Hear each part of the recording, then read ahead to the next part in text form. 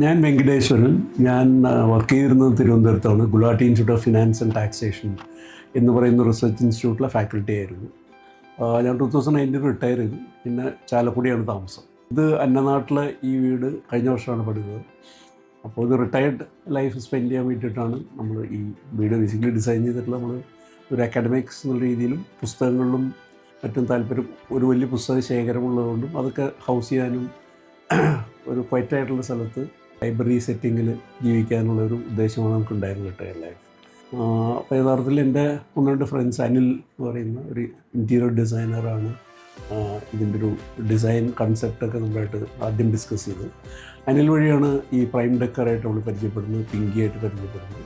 Then they actually worked out the details of how it should be done.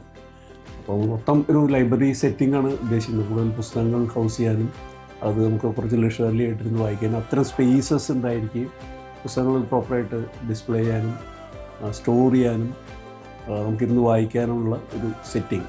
അങ്ങനെയാണ് നമ്മളൊരു വീടിന് ഒരു retired ലൈഫിന് ഒരു നമ്മുടെ സങ്കല്പമായിരുന്നു. അപ്പോൾ അതനുസരിച്ചാണ് നമ്മൾ ഡിസൈൻ ചെയ്തത്.